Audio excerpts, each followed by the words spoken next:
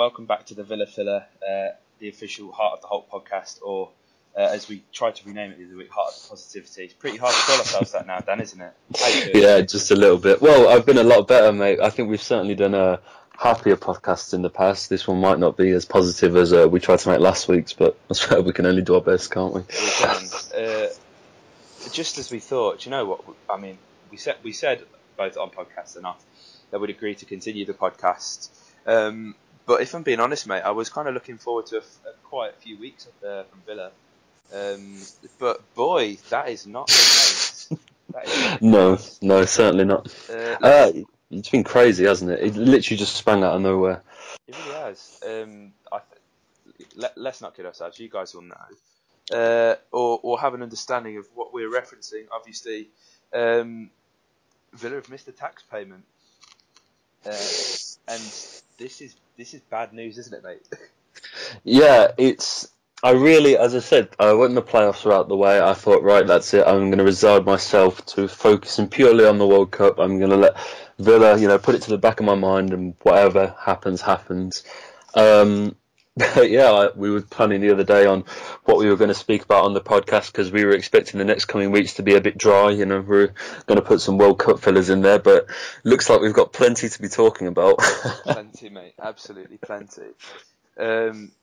So, I mean, where do we even start with this? We could start way back in 2016. Dr. Tony purchased us off Randy Lerner for, I think it was around 75 million, wasn't it? And we were all very happy. A few were sceptical, and rightly so. And I think we were all sort of blinded by our optimism. Dr. Tony's put a lot of money into this club, a lot. And unfortunately, as China is a communist country, they like to keep the money within the country. Mm-hmm. Tony's not been able to take any money out of China, and for the past three months or so, from what we've been hearing, the club has had no money. Yeah, how do we allow ourselves to get in a situation like this, mate? That's the thing, isn't it? Is I think planning, and I think that's the one thing that has taken me aback slightly since we've been at the Championship is a lack of evident planning for a future in the Championship. I think the main fault of all this, of individuals aside, was our first transfer window in the Championship. Yeah. The spending was ludicrous, and I have no problem. I really enjoyed seeing the Villa invest that heavily, and I have no with the Villa investing that heavily in the future, but it was just the manner in which we invested it. It was invested in some really poor players, and not in terms of quality, but in terms of their future at the Villa. You look at the likes of Ross McCormack is obviously the first name on that list. Even the likes of Galini are going to come in on huge fees, on huge wages, and it's those kind of decisions that appear to be the ones that have really bitten us in the arse. Now, mate, who obviously we've had Di Matteo, who paid a lot of money for a lot of these players. Bruce has also had a fair amount of money to spend himself. Who's giving him the contracts? It's the big man Keith. The big man Keith, and we were sort of promised with the appointment, I guess, like without having it. It was more of an unspoken truth that Wyness would get us back on track. And he had a good track record, but from reports, it seems as if Wyness has had to try and go behind Tony's back with this English consortium that he knows, and try and sell the club because we have, of course, missed our tax payments to try and raise money for this.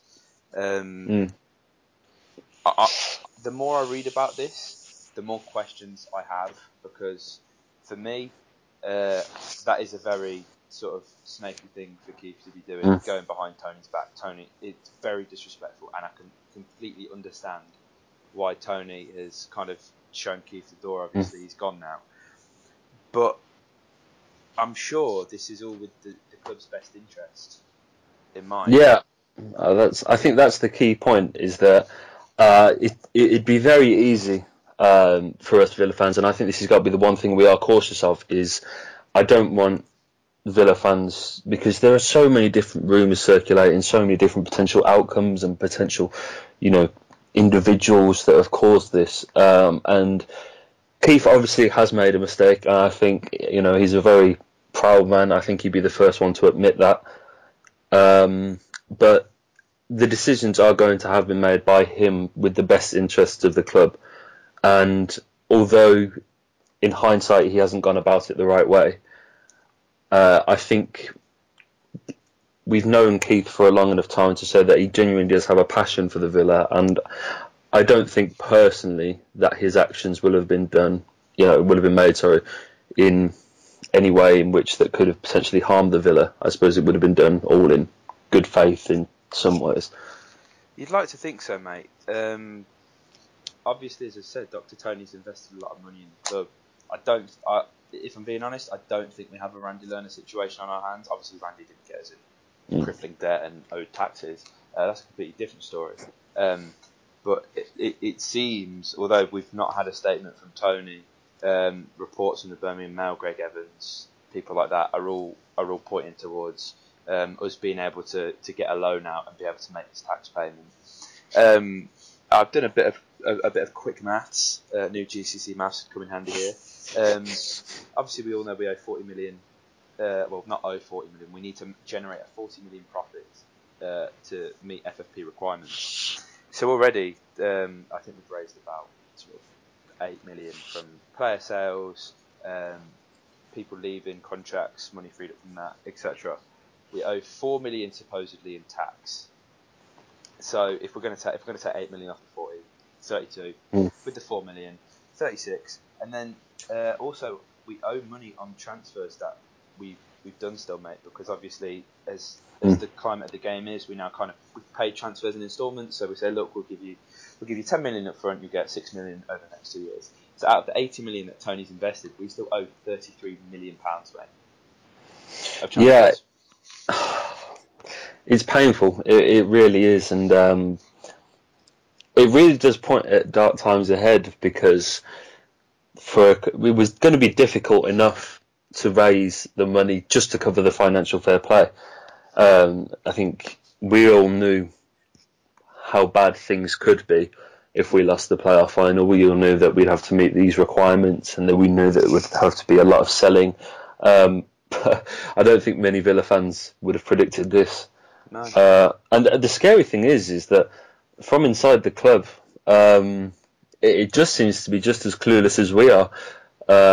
No one seems to know, the concrete facts. There's a lot of insecurities about the place. A lot of, people that are going to potentially be losing their jobs, taking pay cuts. And as I said, I think all we could ask for is clarity. I think we've seen people on Twitter and the like in different articles saying that we'll be able to generate the cash and we'll be okay. Other people saying liquidation and administration is knocking on the door. And whatever the case may be, I think I speak on behalf of the Villa fans when I say I'd just rather know for sure exactly what the facts are. I think we're owed an explanation. I think over the past few days, there'd been all this talk of selling on, and I'm laughing at these articles. But now this is a reality. We could be going. Tony may well have to sell us to save us and himself. Really, doesn't necessarily escape the fact that we have to pay these debts off, but it will hopefully mean that whoever comes in, it's supposed to be this bloke from who's a minority shareholder of the New York Yankees, that he'll be able to have the funds ready and available, unlike Tony. Yeah, and off the top of my head, I can't think of any owners who are taking over Villa with interest in American sport. So I think it can only look good, surely. No, I think I think Dr. Tony has come in with all the right intentions. I think he has breathed, especially at the start, he injected a new passion and a lot more life and energy into Villa Park, just by being the character that he is. It was such a contrast to Randy Lerner. Under Randy Lerner, we basically spent his entire spell at Villa Park in the dark. We never knew anything, especially in terms of transfers. When you look at how open Tony is in terms of revealing them, and there's little equations that really do divide the fan base. So I think all of that points to Dr. Tony, as I said, genuinely having a passion for the Villa. But again, we have to look at whether he was at fault. Is there potential naivety on his part? I think along the way, probably yes. I think although the people that have been around him, his advisors, are said to have stabbed him in the back, and that is grossly unfortunate. But he's a businessman at the end of the day, and I hate looking at football clubs as businesses. I think it's one of the worst things you could do. But in this situation, it's unfortunate the way that it's got to be, and if selling us is the right way to go about it, I don't think it's the way that Villa fans would have wanted to see Tony leave Villa. I'm still sure there's this large percentage of the fan base that wouldn't want Tony to leave Villa, but if it's going to save Villa and save his reputation, it's certainly the right thing to do. Surely, mate.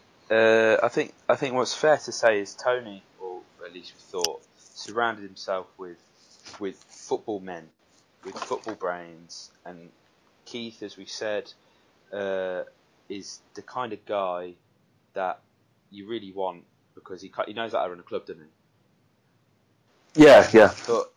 And we never really had this with Randy Lerner. So for me, the fact that we've got a Henry Lansbury, who I'm a massive fan of, I always say, on 40 grand a week, okay, and we've got Ross McCormack on 40 and Micah Richards on 40 and all this, and we just paid 5 million essentially for John Terry in wages for us not to get promoted. Is this on Tony, or is this on Wyness, or is this on Bruce? Because surely we shouldn't have to be offering these wages for your Henry Lansbury, who's only knocking himself about at Nottingham Forest, with obviously no disrespect at all to Nottingham Forest, a massive club. It's not as if any Premier League clubs will come and knock in. Yeah, I think that's the thing. Is I think I use the word naivety again. I think the players that we brought on astronomical wages. I think Conor Hourihane, his wages went up by 200% or something like that. That, mate. When he from what he was on, but I think he was on tuppence at Barnsley, maybe a couple of thousand a week, and I think we put him on, your 20s, maybe even 30s. I'm not sure exactly, but for those players, I don't think we need to massively increase their wages. I think most of them, certainly for Connor and James Bree, who both come from Barnsley, the appeal of leaving Barnsley for Aston Villa would be enough anyway, even if there was no increase in wages, potentially even a decrease. You'd like to think so. But I think what we tried to do was go into the Championship with a Premier League mentality.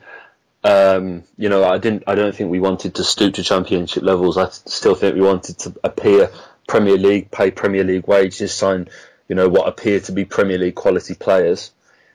And as I said, exactly. I don't think anyone planned for staying in the Championship. I don't think anyone wanted to be seen preparing for failure, essentially. And I'm sure, I'm not going to sit here and say that there were no evident plans for relegation, because that's not relegation, sorry, for staying in the Championship, because I'm sure there must have been, but it was never the direction the club was looking in. And you only have to look at the pictures of Dr. Tony sat at Wembley, and you can see it in his face that he's a worried man. He's expressionless. He looks completely dejected. But I suppose, in answer to your question, you can put blame on everyone at some point. You could put blame on Di Matteo, Gia, Bruce, Wyness. I'm sure everyone is at fault somewhere. It's not going to have been one individual error that has cost Aston Villa, the near future. But I just wish, as I said, we could have some clarity. Do you think, mate, that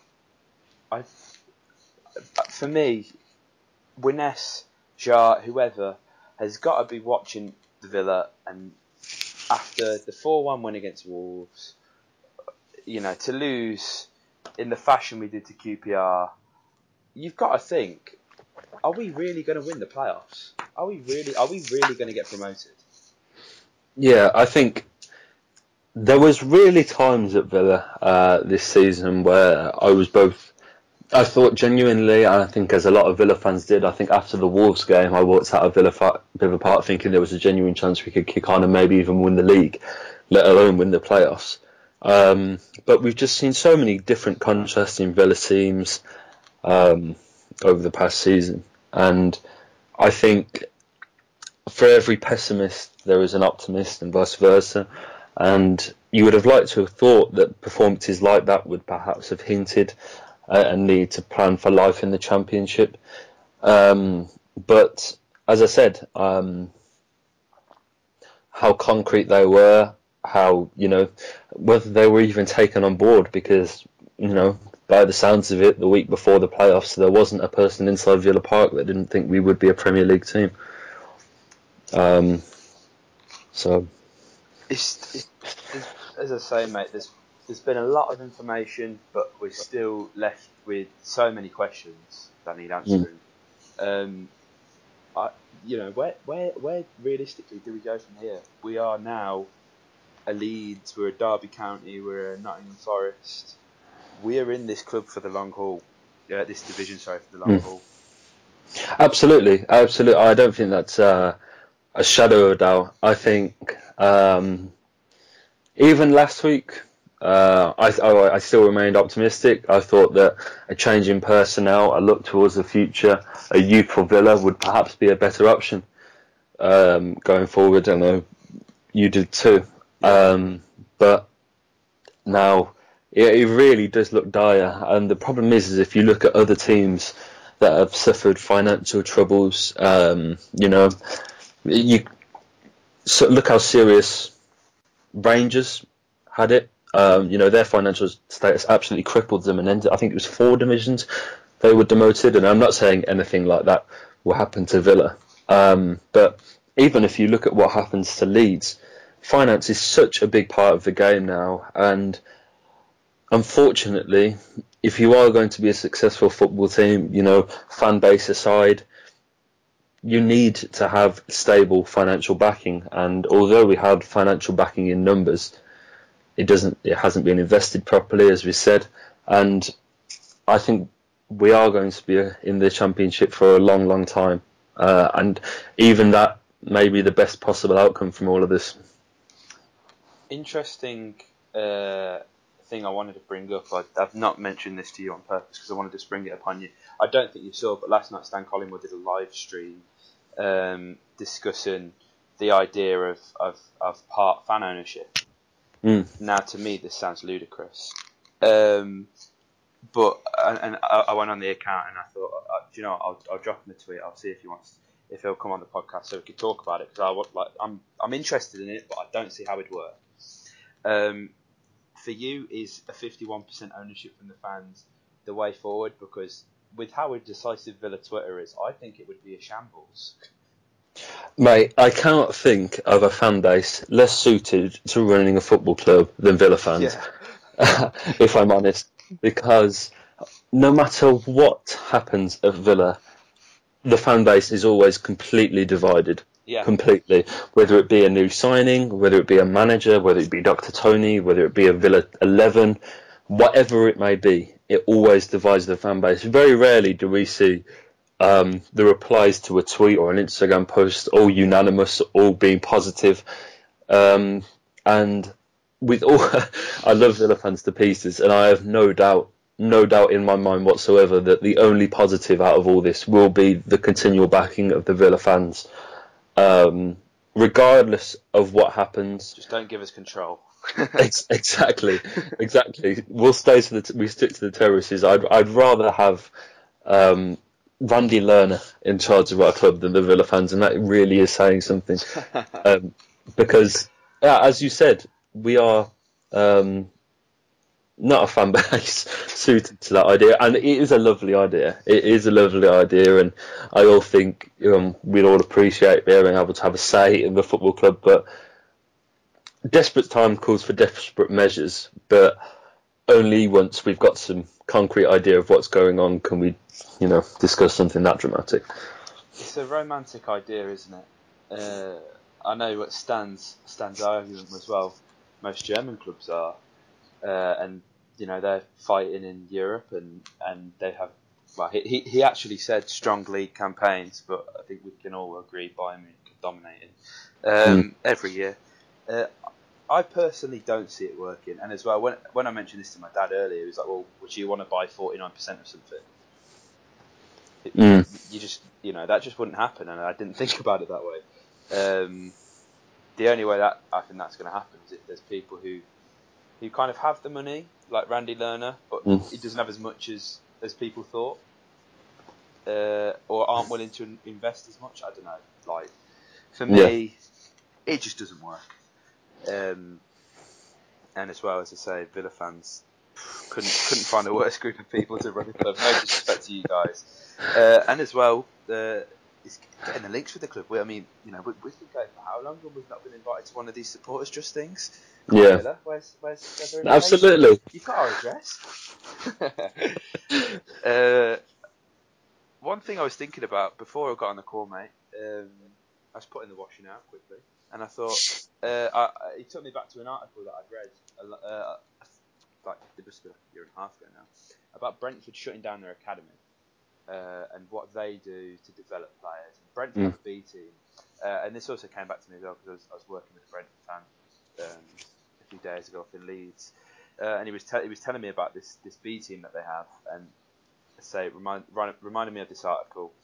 Now Aston Villa have always been renowned to have a top quality academy, and as we've both openly said, we think the youth is the future, and we play a good portion of our academy players in the first team next season, or have them in the squad at the very least. Obviously, it depends what the circumstances are in terms of players coming, going, whatever. I can't see anyone arriving. If the finances are struggling that much, do you see shutting the academy as a potential, as a legitimate thing to save money?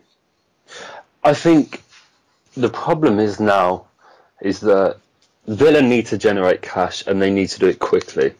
And there are many different ways in which we could do that, but the problem is I think they all sound just as bad as one another. You can look at naming rights for stands and stadiums. You could look at selling, you look at Bodymore Heath. I've seen people saying that could be put up for sale. You've got to sell something has got to go, and whether that be Jack Grealish or the name of the Holte end, nothing is ideal in this situation, is it? And No. The academy is something that I would hate to see disappear. I know Huddersfield are a team as well that closed their academy for different reasons. Theirs was because their players get just lured away to bigger teams as soon as they reach a decent standard. And so clubs have reasoning for doing it, and unfortunately, as I said, desperate times call for desperate measures. And although I would hate it, and I do completely agree that I think the best Villa teams have always been led by an academy prospect or have an academy prospect in them. But it would be a tragedy to see Villa close their academy. But at the end of the day, we have to do what is right to save the football club. And if that is what needs to be done, then we have to get behind it, I suppose. I just feel like, mate, we're clinging on to our club, and we just can't. I mean, we've got to do whatever we can to save it. We do. I think I'd get rid of the academy before the name of the Holte end. But I don't know. I can't believe I've actually just brought that up. Wow, I was trying to be positive. That's really dampened my mood, because nothing more than I love than a youth player coming through the ranks, and I know you feel the exact same. Yeah, no, of course. Obviously now, I think with all this, it's all gone a bit quiet in terms of your Jack Grealish to Leicester. Apparently, if you're listening, Jack, doubt you are. You do whatever is best for the club, mate. But my problem with this is obviously this is well documented. Everyone knows that we are in a crisis and that we need to sell. So Grealish will probably go for 15 million, mate. Yeah, I think we are looking at a fire sale. We really are. I think any offer that comes in for a player now, we need to take. And that is unfortunate. It means I don't think we're going to see the true value of Grealish being paid, and certainly no one else in the squad. But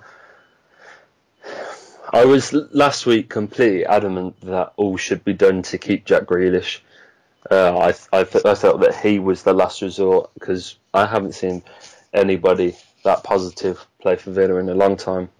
But now I'm completely convinced that he has to go. Yeah.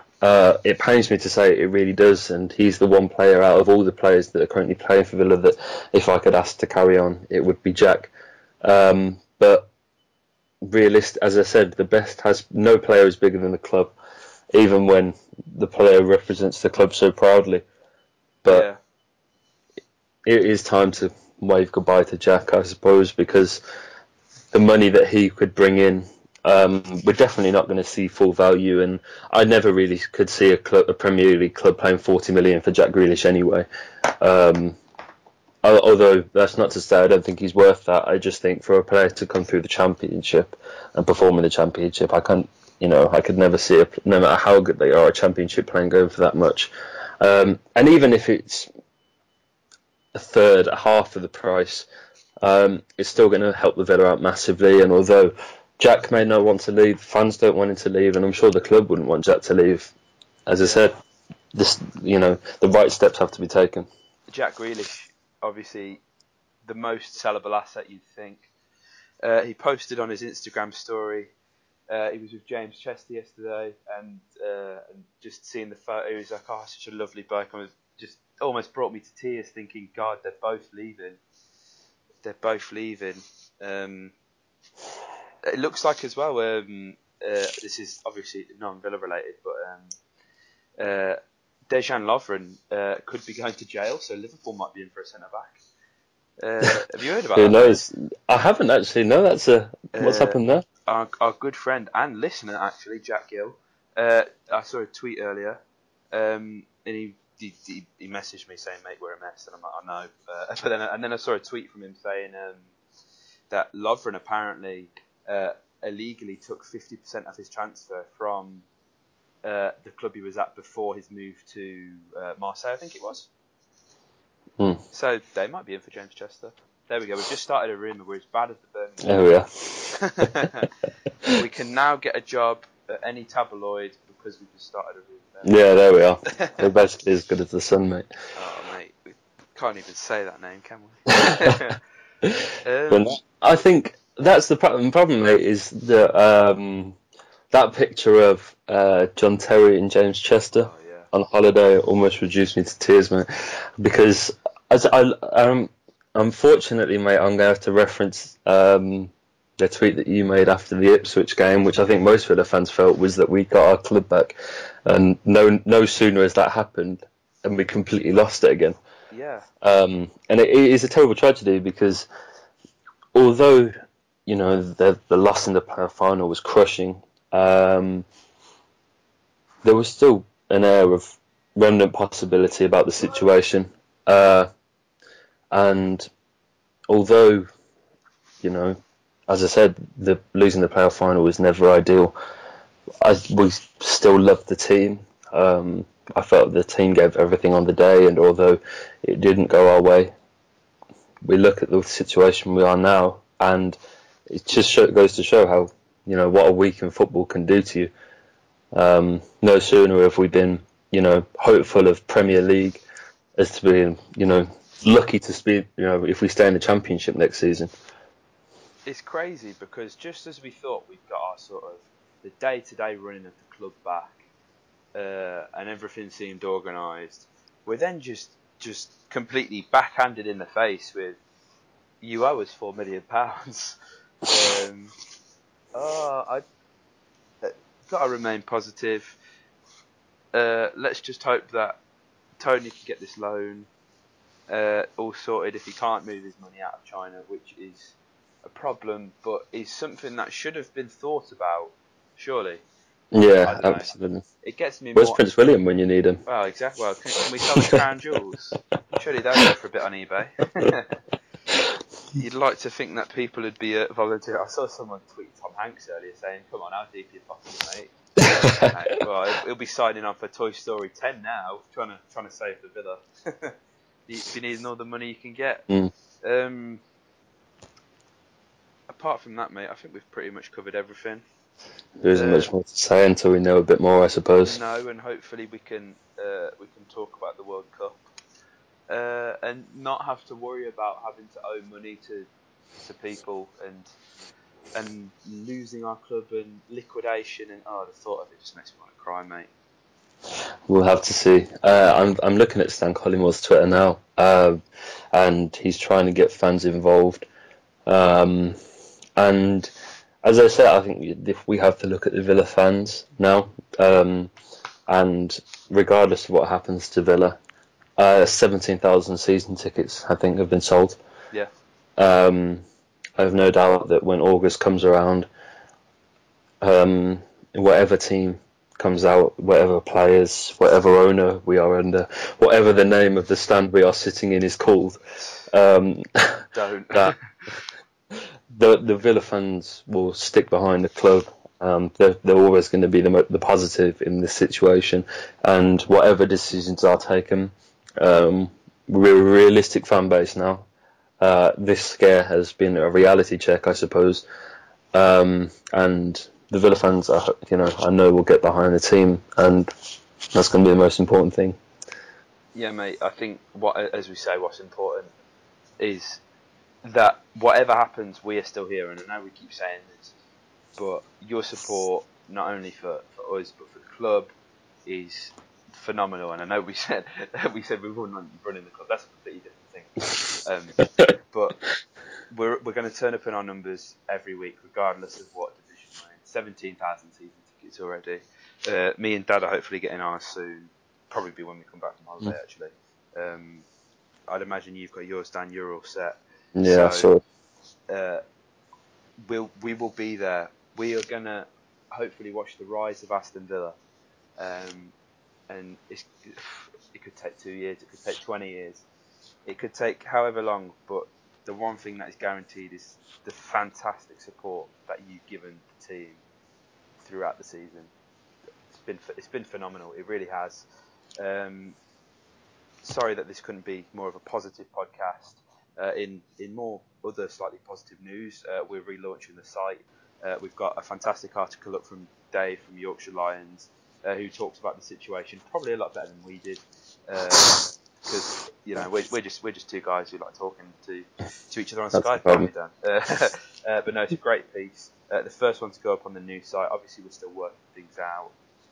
We've got our own domain, so everything's looking pretty nice. We'll have more content coming as we've now partnered with FansBet. We're looking to do weekly fantasy football update videos on YouTube with the Heart of the Holte Fantasy League. We're also potentially doing a World Cup fantasy football as well. So if that's something you're involved in, you're interested in, please let us know, and we'll get something sorted. Dan, I think that's something you quite like, and I know that's something I quite like. So hopefully we can get something like that on the go. Obviously, weekly podcasts. I don't know about you, mate, but I'm away soon, but I'm sure we can still work something out in terms of podcasts. Absolutely. Because I don't think I could go 2 weeks without hearing your beautiful voice, mate. Oh, mate. To be without you is like, I can't even bear that, mate. So we'll definitely sort out something. Definitely, mate. So thank you guys for listening. A bit of a shorter one than usual, but we felt like we needed to just really discuss what was going on and try and rationalise it and just tell you guys what we know, because realistically we don't know a lot. So maybe I know listening to things may help some people. Hearing our thoughts may help you come to a conclusion. Whose fault is it? All that. So if you enjoyed, obviously like the video. This will hopefully be uploaded on SoundCloud as well. I've made a SoundCloud account, so we'll be going on YouTube and SoundCloud, whichever's easiest for you to consume. Comment and subscribe if you're on YouTube, or tweet us to let us know your thoughts on the podcast. We would really appreciate it. So thanks, guys, and up the Villa. run 500 miles